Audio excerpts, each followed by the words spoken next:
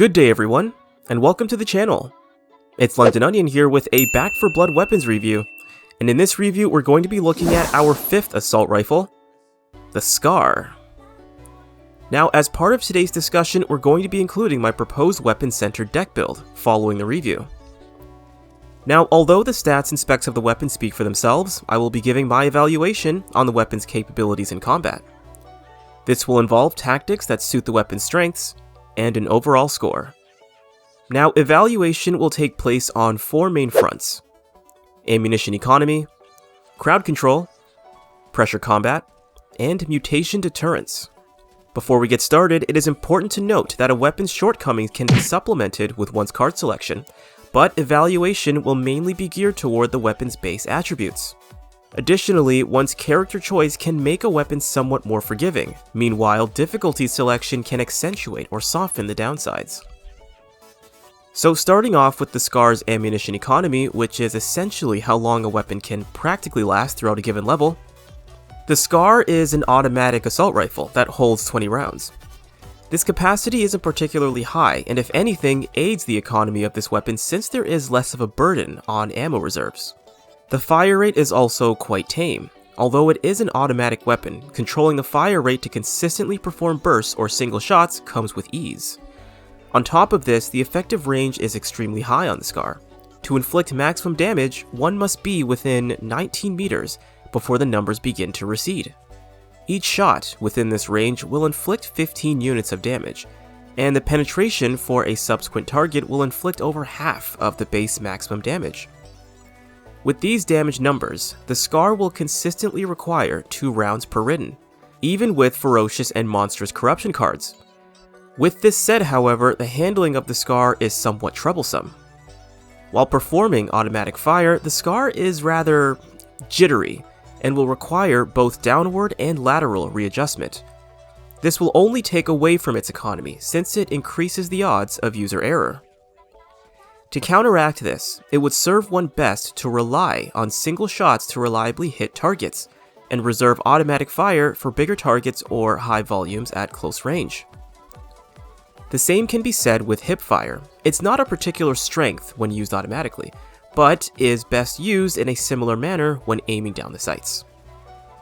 Moving on to crowd control. Depending on one's corruption cards and main events in a given stage, crowd control will be more or less an important constituent in one's survival. Higher difficulties will likely create a greater need for effective crowd control. The Scar will experience some difficulty when dealing with crowds. With 2 rounds required per ridden, a mediocre magazine capacity, and an unspectacular reload speed, the Scar is limited in its ability to deal with the crowd easily. Using single shots is an option if a given crowd can be spotted from a distance. However, proactive crowd control is not always an option in Back 4 Blood. One silver lining is the penetration, allowing one to take down multiple close-knit or filed targets. As a small advantage, the tame fire rate will make the process of rationing ammo rather easy, though rationing ammo is a smaller constituent of crowd control.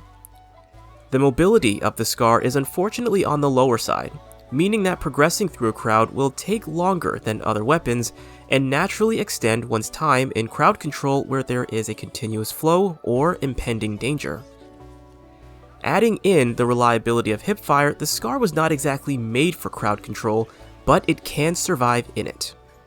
Moving on to pressure combat, as I coined the term, this refers to how efficiently a weapon can eliminate targets in multiple areas, or how well a weapon can complement one's ability to engage and eliminate multiple scattered targets at varying ranges. So the Scar is one of the weapons better equipped to deal with varying ranges. As we had discussed in ammo economy, the effective range is quite high, and the fire rate is highly tame to the point that single shots come with ease. In regards to pressure combat, this is what the Scar was made for.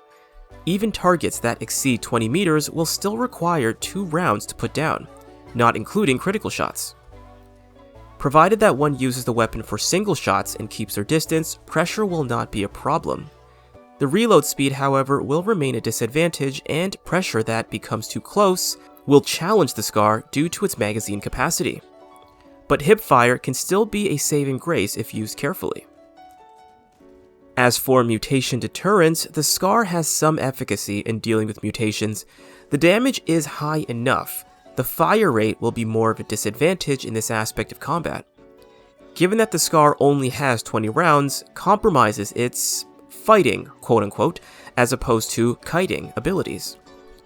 Additionally, the mobility plays against the Scar when trying to perform evasive fire.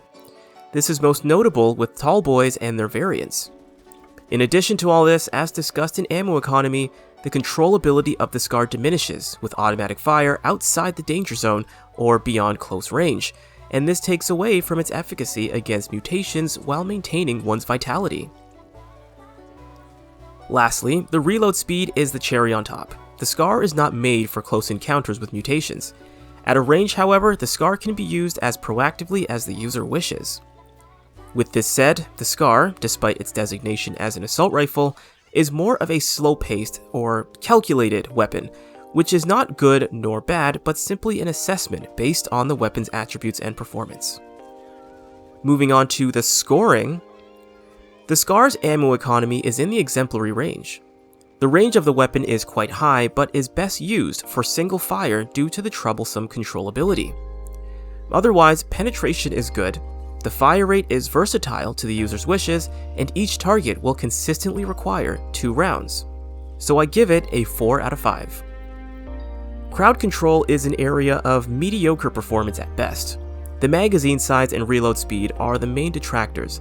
However, the Scar is versatile in firing pattern, allowing it to adapt to varying levels of crowd control.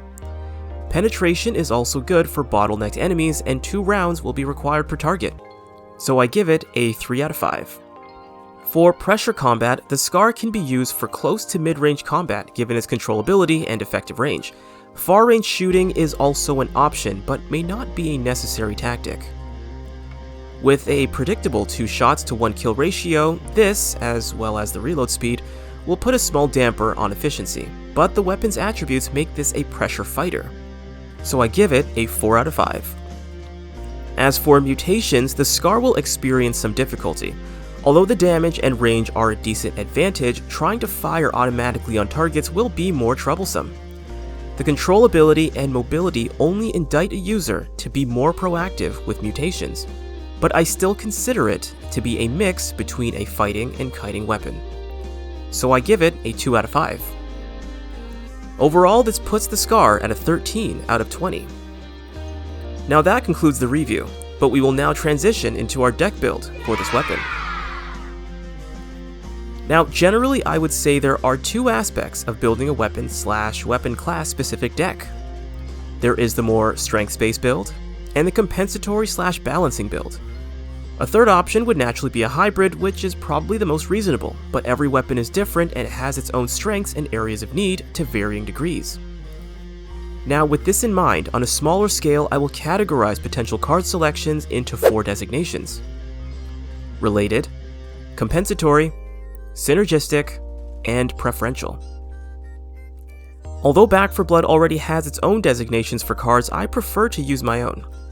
And before we get started, it is important to note that there are 1,000 ways to build a deck. The most I can do is showcase how I prefer to optimize this weapon's performance. So starting off with the related cards. Related cards are the ones that directly impact/buff the attributes or effects of a given weapon/weapon class. The only card in this category ever since our February 2022 update, link will be available now, is the Tactical Vest. Tactical Vest grants a 30% increase in rifle ammo capacity and 10% in damage. There's really nothing to argue with this card. The Scar will naturally benefit from it. The damage is decent, but increasing it will only strengthen the economy. Now moving on to the compensatory cards. Compensatory cards are meant to counteract the weapon's main weaknesses, or balance out its areas of need. In the Scar's case, based on performance, mobility, controllability, and to an extent reload speed and accuracy will be the main areas of need. To help cover these areas, I choose to employ reload drills, shooting gloves, line 'em up, front sight focus, ammo belt, hellfire, marathon runner, and cross trainers. Reload drills increases reload speed by 20%. Shooting gloves, as per the new update, increases weapon swap speed by 25%, recoil control by 15%, and accuracy by 15%.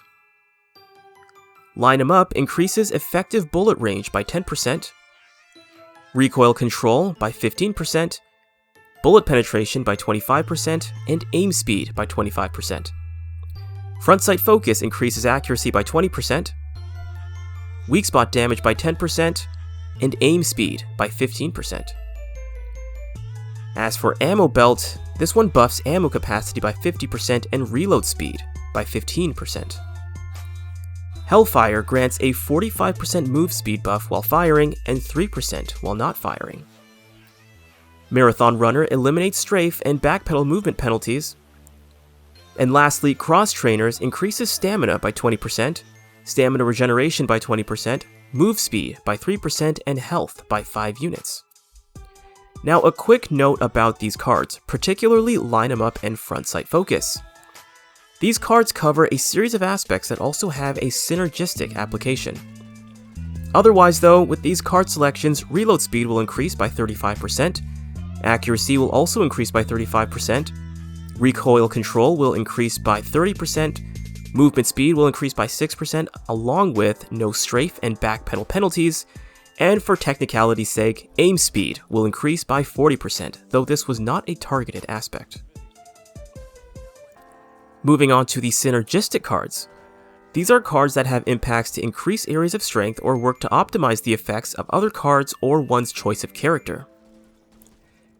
The cards I choose for this category are Shredder, Ridden Slayer, Confident Killer, and Marked for Death. Shredder increases damage output by 1% for every connected shot and stacks up to 15% as long as each round is applied within 3 seconds of each other. Ridden Slayer increases weak spot damage by 20%. Confident Killer increases damage output by 1% for every mutation killed, stacks up to 15%, and lasts for the duration of a given level. Lastly, Marked for Death increases damage against pinged enemies by 10%. Accumulated damage buffs will allow the Scar to inflict an extra 50% damage with inclusion of Tactical Vest. Weak spot damage will have a 30% increase due to Ridden Slayer and Front Sight Focus. Our last area of card selection is the preferential cards. These are cards that are completely unrelated to the weapon and its strengths/weaknesses, but are still a useful perk, and this is where the most nuance can take place. Given that we have 2 slots left, I choose to give it to Grenade Pouch and Combat Knife. Grenade Pouch grants an extra offensive throwable and now increases swap speed by 25%, and this will also bring the total swap speed to an additional 50% overall. Combat Knife turns one's bash into attack knife that kills Ridden with a single use. Combat Knife is ultimately intended to reduce stress of overwhelming Ridden at close range, and of course Grenade Pouch is intended to double what I will proverbially call trump cards to alleviate overwhelming stress and mutations. Now our last area of discussion is the character choice. Given our card selections and the review for the Scar, this build is primarily for Walker, Carly, and possibly Jim. Walker is the bread and butter of a given team, and assault rifles follow the same idiom in their designation with firearms. He comes with an added damage boost of 10%, 10 units of team health, and as of recently, comes with a perk that reduces mutation received damage by 10% when pinged. Carly is the team proactivist, given her ability to travel with 2 quick slot items and see mutations and hazards faster than every other cleaner. The Scar would consequently suit her playstyle. Jim is a possibility, but suits more of a marksman-like role for high damage and calculated gameplay. His perks are intended to maximize both general damage and weak spot damage. But as I said guys, there's 1,000 ways to build a weapon-centered deck. These were just my preferences. Otherwise though, that concludes the build. Thank you guys for joining me on this one, and in our next video, we'll be reviewing the Barrett M95. and we'll also be discussing my preferred deck build for said weapon. It's been Londononion, and I will see you guys next time.